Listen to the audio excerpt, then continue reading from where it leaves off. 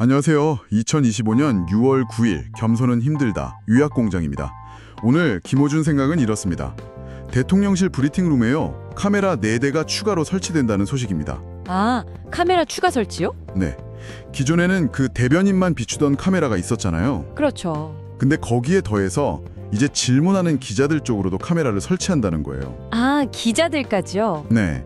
그래서 어떤 기자가 어떤 질문을 하고 또 정부는 어떻게 대응하는지 이걸 좀 입체적으로 볼 수 있게 된다 이런 내용입니다. 흥미롭네요. 김어준 씨는 이걸 어떻게 봤나요? 김어준 씨는 이걸 두고 밀실을 열고 사각을 없애라.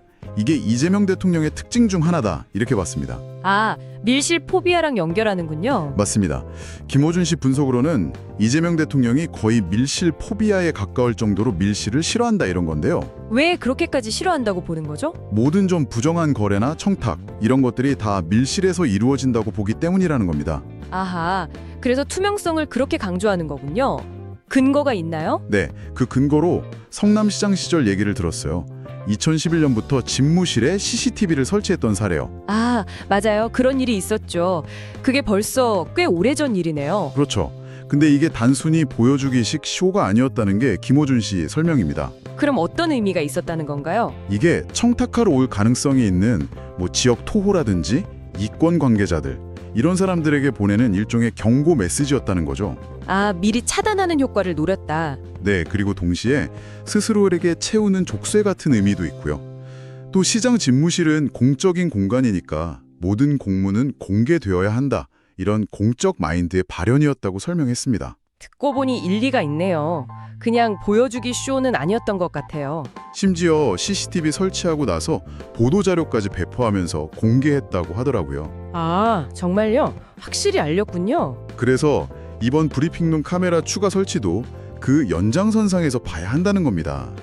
기존에는 어떻게 보면 절반의 밀실 같던 브리핑룸을 이제 완전하게 공개하려는 그런 이재명 대통령 스타일이라는 거죠. 질의응답 전체를 다 기록으로 남겨서 그 쌍방향 소통 현장을 아주 생생하게 전달하겠다 이런 의지로 읽히네요. 네. 근데 기자들 사이에서는 좀 불편하다는 목소리도 나왔다고 해요. 국민적 요구가 있었던 거냐 이런 식으로요. 그렇죠. 아무래도 찍히는 입장에선 그럴 수 있겠네요. 대통령실 반응은요? 대통령실은 백악관이나 유엔 회의 프레스룸 운영 방식을 예로 들면서 반박했다고 합니다. 아, 국제적인 사례를 든 거군요. 김어준 씨는 여기에 대해서 묻는 사람이나 답하는 사람이나 다 공적 공간에서 공적인 일을 하는 거 아니냐. 그러니 당연히 기록하고 공개하는 게 맞다. 이렇게 덧붙였습니다. 일리가 있는 지적이네요. 자, 다음은 주말 사이에 좀 시끄러웠던 얘기인데요. 대통령 관저 시설 논란입니다. 아, 네. 그 개 수영장 논란 말씀이시죠? 네, 박홍근 의원이 직접 찍어서 올린 사진이 발단이 됐는데 관저 안에 있는 수영장이 길이가 한 5m 정도밖에 안 되고 좀 얕아 보인다는 거예요. 그래서 사람이 수영하기는 좀 어렵지 않냐. 혹시 반려견용 아니냐 이런 의혹이었죠. 개 수영장 의혹. 근데 김어준 씨는 여기서 한 발 더 나갔어요. 더요? 뭘 더 주장했나요? 겨울철에 물 사용량이 줄어드는 패턴 같은 걸 근거로 들면서 이게 어쩌면 개 목욕탕일 수도 있다. 이렇게 추정을 하더라고요. 아, 수영장뿐만 아니라 목욕탕 가능성까지? 네. 그리고 또 하나, 그 8천만 원 공사비를 들여서 지었다는 정자 있잖아요. 네, 정자도 논란이 됐죠. 네. 근데 이게 미등기 상태인데다가 사진으로 보니까 사람이 쉬기엔 좀 너무 작아 보인다는 거예요. 그래서요. 그래서 이것도 혹시 개놀이터 아니냐 이런 의혹까지 제기를 했습니다. 와, 개 수영장에 개 목욕탕, 개 놀이터까지 다 김어준 씨의 추정인 거죠? 네, 현재로서는 김어준 씨의 추정과 의혹 제기 단계입니다. 만약에 이게 정말 반려견을 위한 시설로 밝혀진다면 문제가 커지겠는데요. 그렇죠. 김어준 씨 주장대로라면 이건 공적 자금 유용 문제가 되는 거고 관련 비용은 당연히 추징해야 한다 이렇게 주장했습니다. 사실관계 확인이 중요하겠네요. 네. 자, 그리고 또 다른 소식인데요. 이재명 대통령이 캐나다에서 열리는 G7 정상회의에 초청받았다는 소식입니다. 아, G7 초청이요? 이건 좀 의미가 있겠는데요. 네, 김어준 씨도 그 점을 짚었는데 윤석열 전 대통령 같은 경우는 독일이나 이탈리아 G7에는 초청을 못 받았었고 일본에만 초청받았었거든요. 그거랑 좀 대비된다는 거죠. 확실히 비교가 되네요. 근데 야당 반응은 좀 달랐죠. 네, 국민의힘에서는 사법 리스크 회피용 국제 이벤트는 안 된다 이렇게 비판을 했어요. 아, 그런 비판이 있었군요. 김호준 씨는 뭐라고 하던가요? 김호준 씨는 이걸 두고 말도 안 되는 소리라면서 강하게 일축했다고 합니다. 저희는 뭐 양측 입장을 다 전해드리는 거고요. 네, 알겠습니다. 또 다른 국제 뉴스도 있었던 것 같은데요. 미국 상황? 아, 맞습니다. 미국 LA 상황도 좀 심상치 않다는 분석이 나왔어요. 트럼프 전 대통령이 이민 단속 관련 시위 진압 때문에 주 방위군 2,000명 투입을 지시했다는 소식입니다. 주 방위군까지 투입됐군요. 이게 그냥 단순 시위 진압이 아닌가 보죠? 네. 그 전에 연방기관인 ICE가 LA에서 불법 체류자를 단속하다가 시위대에 발포하는 사건이 있었거든요. 그 이후에 벌어진 일이라서 상황이 더 심각해진 거죠. 발포 사건까지 있었군요. 그래서 김어준 씨는 이걸 어떻게 분석했나요? 김어준 씨는 트럼프가 이 시위를 반란으로 규정하고 군대까지 투입한 건 이건 사실상 계엄이나 마찬가지다 이렇게 지적을 했습니다. 준계엄 상태라는 거죠. 계엄 상태로 본다. 상당히 심각하게 보는 거네요. 네.